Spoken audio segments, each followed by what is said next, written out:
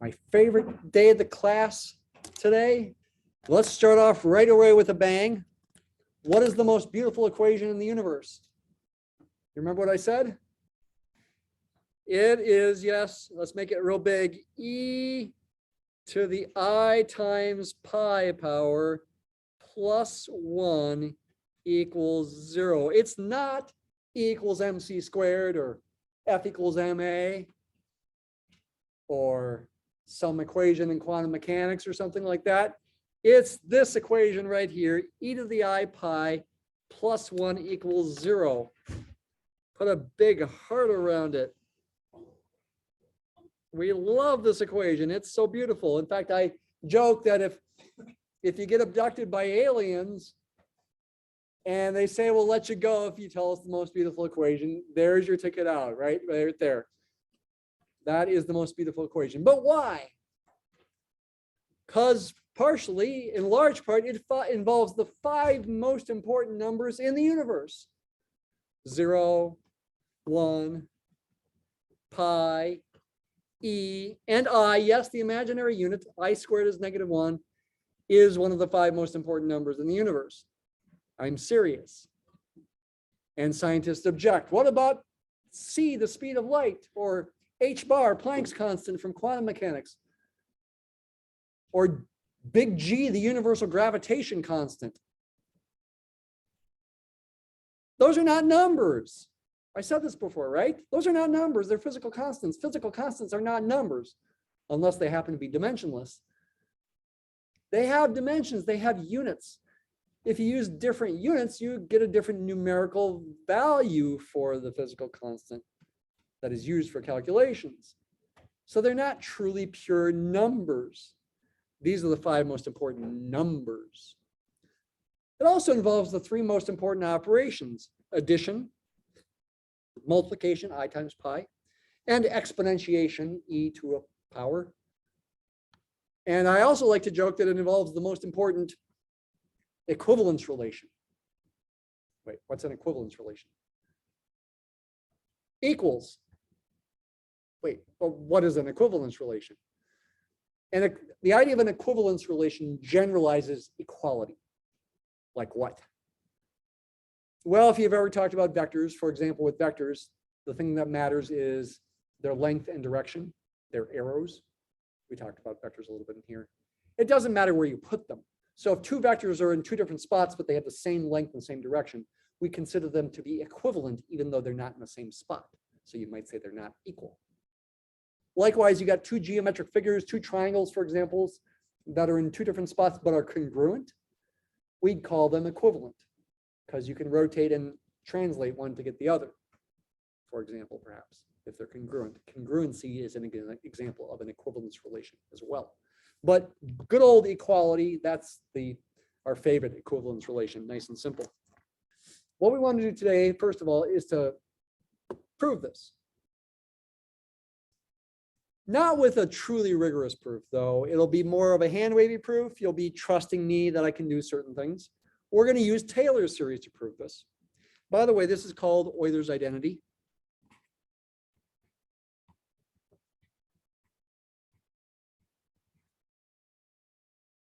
To prove this, we're going to prove a more general fact that is also sometimes called Euler's identity, or maybe Euler's formula, is what we're going to derive. Euler's formula.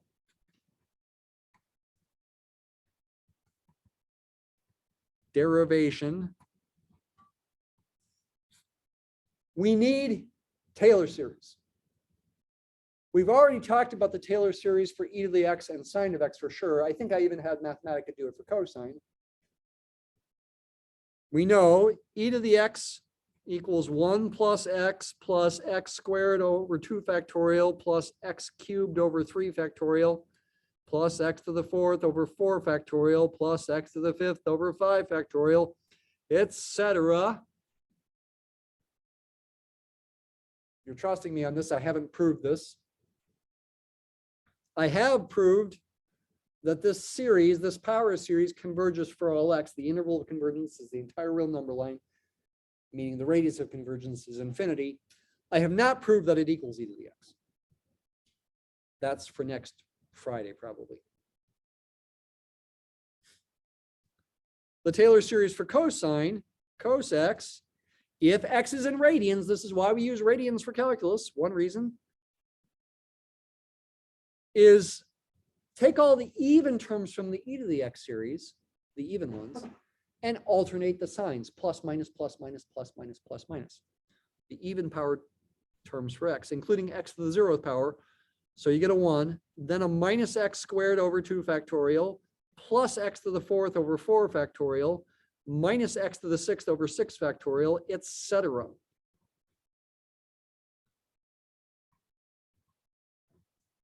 That also converges for all x and happens to equal the cosine function for all x, though we haven't proved that. Sine of x is similar, except use the odd powered terms from e to the x. X to the 1st, just x, minus x cubed over 3 factorial, plus x to the 5th over 5 factorial, minus x to the 7th over 7 factorial, etc. It also converges for all x, and in fact, it converges to the sine of x function. Okay, here's the first place where you're trusting me, and I'm doing some hand wavy stuff here. I want to allow myself to plug in imaginary numbers for x, and more generally, complex numbers. By imaginary numbers, I kind of mean multiples of I, where I squared is 1. I squared is negative 1.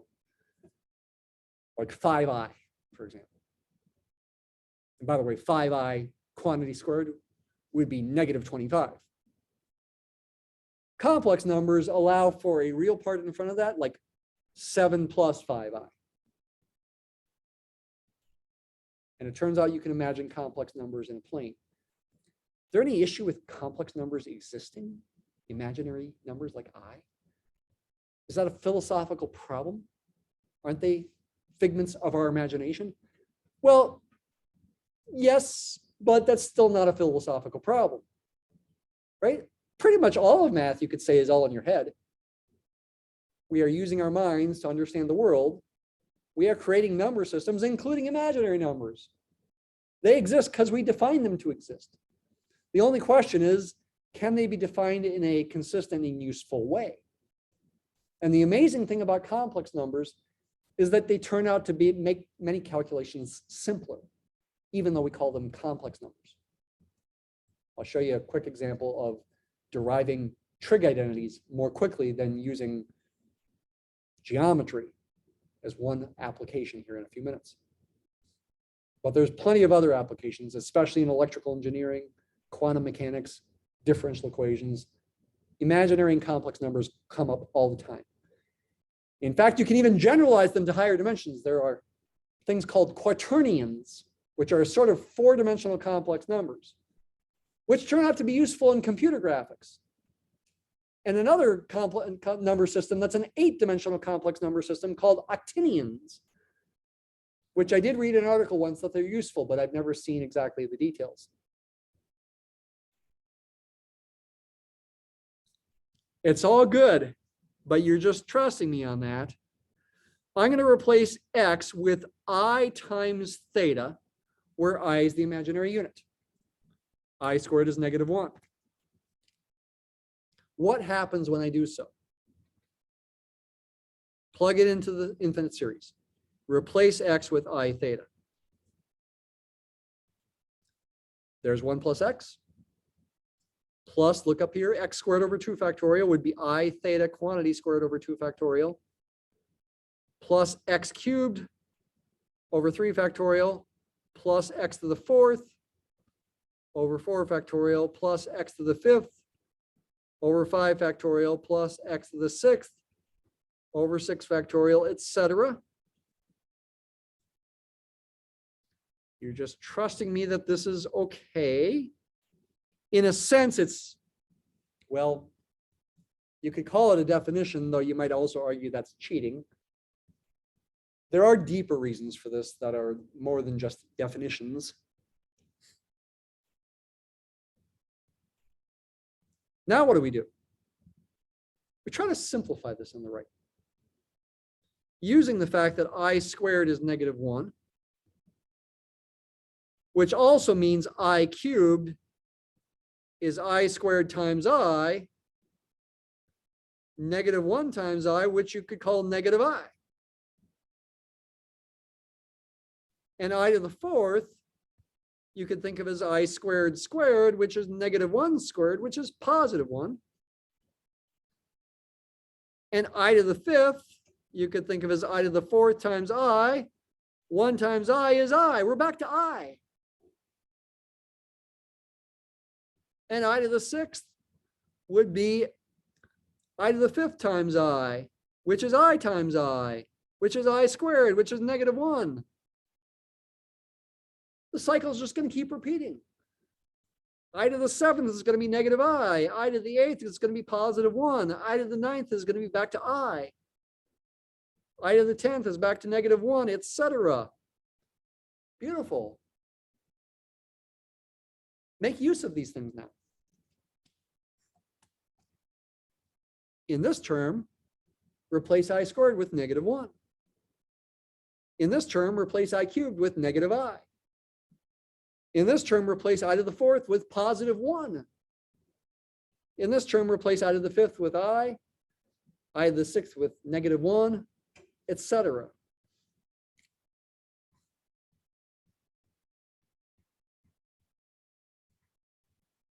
I squared is -1, so this squared term becomes minus theta squared over 2 factorial. I to the third is -I. So write that term as -I theta cubed over 3 factorial. I to the fourth is back to +1. The I goes away in that term. You're just left with theta to the fourth over 4 factorial. I to the fifth is I to the sixth is -1. I to the seventh would be -I. I to the eighth would be back to +1, etc.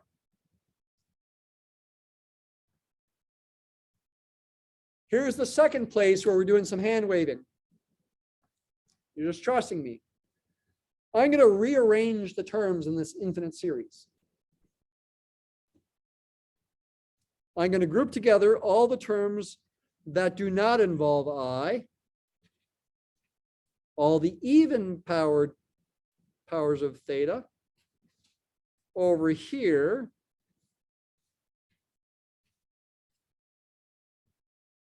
to get 1 minus theta squared over 2 factorial plus theta to the fourth over 4 factorial. Oh, this is looking familiar, isn't it?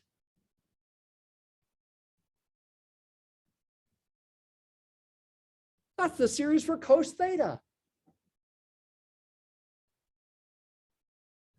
Now group together all the terms that involve I and factor out the I. This one, this one, this one, this one, etc. And factor out the I, left with inside parentheses theta minus theta cubed over 3 factorial plus theta to the fifth over 5 factorial, etc.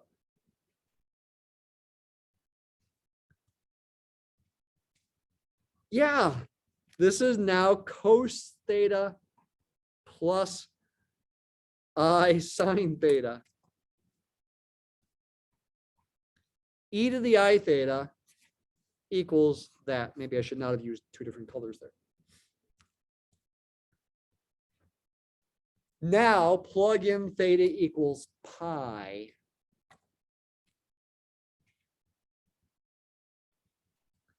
E to the I pi, e to the I pi will be cos pi plus I sine pi.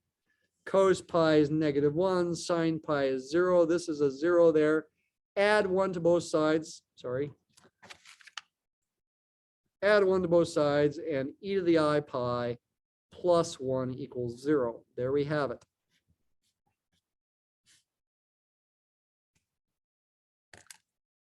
Some people really like this derivation. It's probably better to call it a derivation instead of a proof. Doing hand waving, you're trusting me in saying this is a good idea or okay to do. At the start, you're also trusting me in all this rearranging. Actually, this rearranging like this is dependent on this series being absolutely convergent, not conditionally convergent. We haven't really emphasized that a ton, though I have mentioned it. Being able to rearrange the series like that is dependent on absolute convergence, which turns out to not be a problem because these terms, because of those factorials, the terms go to zero very quickly. So it ends up not being a problem. But that takes proof. So you're just trusting me on that. So we can call the more general fact Euler's formula perhaps, and this more specialized facts Euler's identity, though whether you use the word formula or identity in either places, it's probably okay.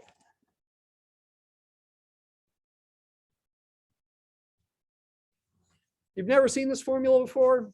Here's your first little application of it. Derive the double angle formulas for both cosine and sine.